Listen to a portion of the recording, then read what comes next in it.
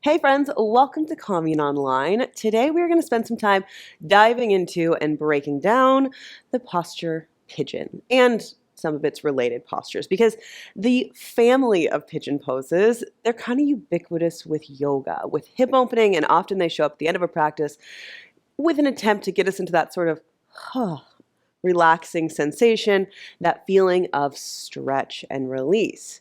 However, pigeon and its many variations, they don't always feel so relaxing, and they're actually really complex, difficult postures with super high requirements when it comes to the joints and the range of motion and generally just the coordination and ask to get in and out of them, okay? So if you've been practicing a long time, I am sure you have done pigeon. If you are brand new, you have probably done it, but maybe under different names in a gym, in your workouts, wherever it's shown up. But today, I want to give you some options. So we're going to look at the quintessential posture that you have done and break down things that might be helpful, ways to use props to support you.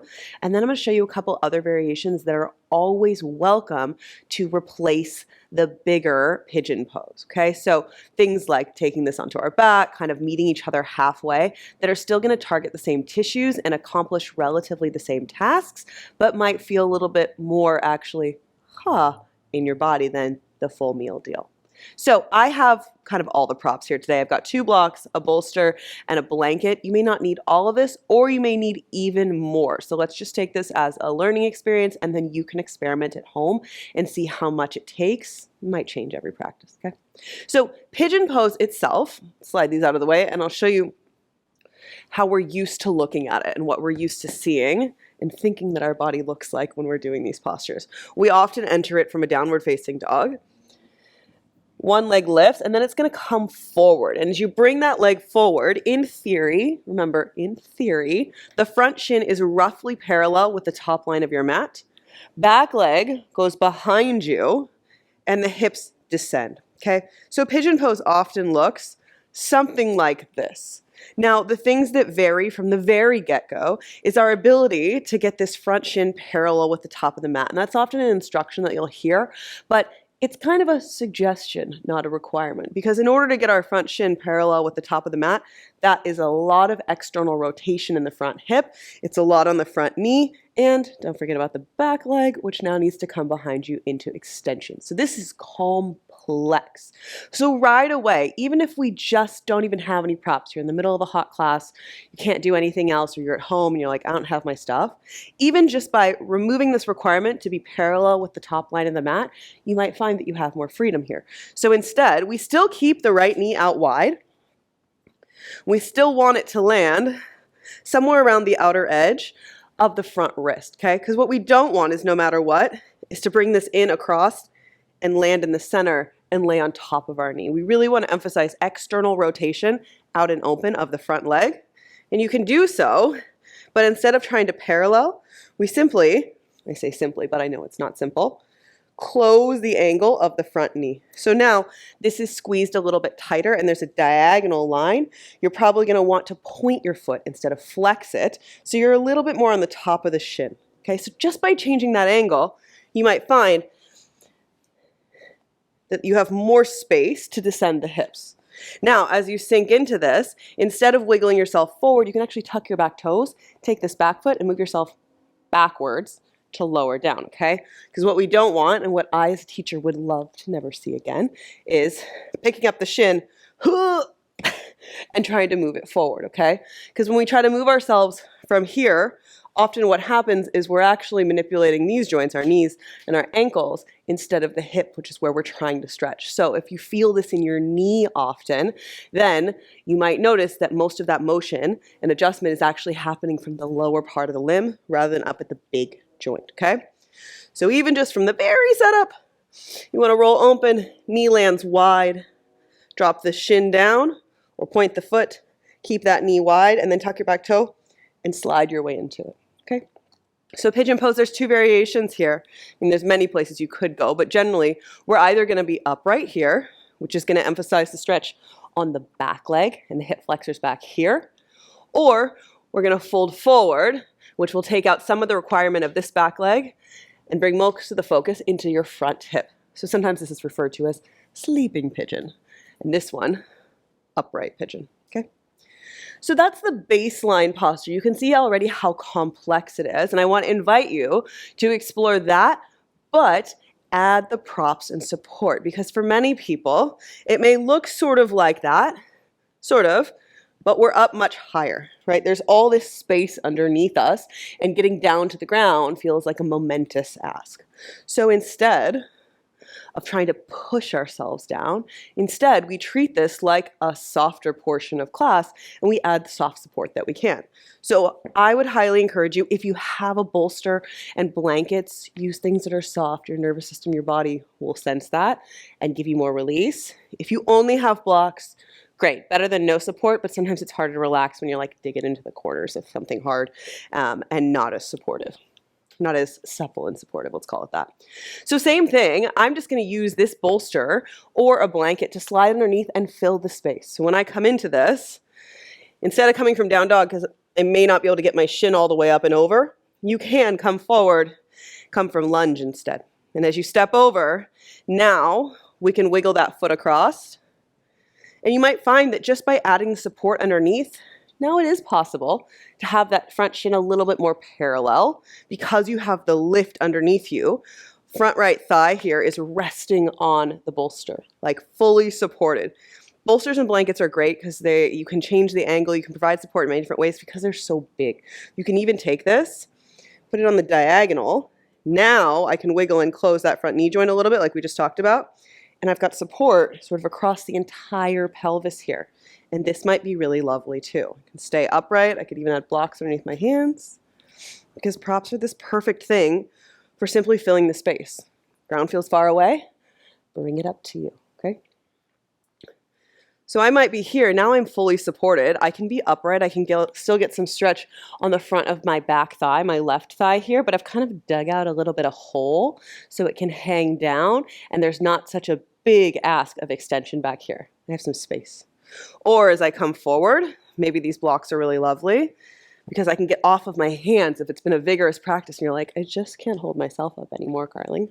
Now I can drop down and I can find a sweet spot where I'm still relaxed, but I'm on my arms, my forearms. I give my wrists a little bit of a break here. Could rest my forehead, make it even, get really fancy, and rest here. Probably more like there for me. Oh yeah, that's lovely. Okay, so your props here in your pigeon, that's your first stop if you have them, if you're in a practice where props are an option. If you don't have bolsters, blankets are great. They're probably my #1 favorite prop because they can kind of serve many purposes. Right here, I can come back to that idea of diagonal support across and underneath both thighs. Or I could fold this in half, build it up, and take it in different places, okay? So adding support, places for your hands, for your body to rest and feel like you're not holding on for dear life will help a lot because it's so complex and it is difficult, but that it is sort of contradictory. It is offered in a contradictory fashion at the end of class when you're supposed to feel like, oh, it feels good. Sometimes that can leave us as practitioners feeling like, what am I doing wrong? Why isn't this working for me? Why isn't this easy? Why am I not relaxed? You look around the room and you're like, well, those people are relaxed. What's wrong with me, okay? And it's just difficult. So we figure out the tools and the variations that work best for us, and then it can be relaxing. My favorite, props. Now, if for any reason this forward face down variation doesn't work because of the amount of pressure on your front knee or the positioning, or simply you don't have the props to make it work for you, so without them it doesn't do the thing, then I love to take this and sort of flip it on its back. So I'm going to show you a upright version and a fully reclined version. First one just looks like more of a figure 4. You might be sitting, you're going to lean back and cross one ankle over. And then you step the other foot in. And this is a perfectly valid option instead of that bigger pigeon pose. What we have removed is the back leg that swings behind you, so you're not going to get any stretch on the front of one of your quads. That's that other component.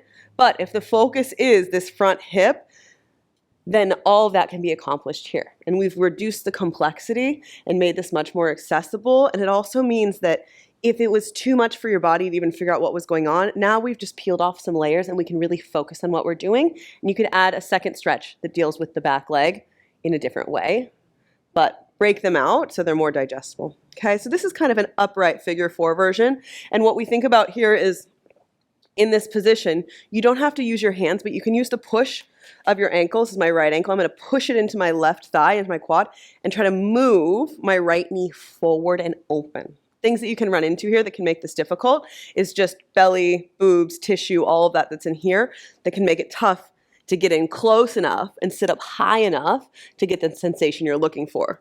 So as always, you can also add props underneath and try to get up on top of yourself, and a gentle nudge of your leg that is lifted, the one that's in question, that knee forward, right? So you're kind of resisting and moving it open. And that might feel like hard work, but you may need just enough effort here to actually get into the position you're looking for. Okay? If you want even less effort, like your arms are done and you don't want to even hold yourself up here, great. Now we're going to take the same thing. We're just going to take it all the way onto our backs. So this is often referred to as reclined pigeon. And again, we're going to remove that component of the hip extension, and we're just going to focus on that same figure 4 position. This is step 1. 1 foot rests on the ground, 1 foot crosses over, and my arms have to do nothing, which is just delightful. You could be right here, okay? If that's not enough sensation for you, it doesn't take you into a big enough range of motion and you want more, we can come all the way in. We loop our hands underneath this little keyhole, and you can hook behind the hamstring if you can reach, or on top of the shin if that's comfortable. But for a lot of people, the space between here and here is actually a really big journey. So there's a couple pit stops you can do in between. Number 1 is to just place a block underneath that down foot. So I've just taken it from here, and you can see the change in my hips and pelvis to here, or I could bump it up a little higher. You just want something sturdy so you don't feel like you're going to kick it over, to here. Okay, so even just that little change in the angle is going to do more, but I still don't need to use my arms or worry about needing to reach and loop and all of that jazz. Okay, so ground, and you just build it up, build it up, build it up. The next one, so you don't have to use your hands at all, is if you have a wall available, and this is a personal favorite.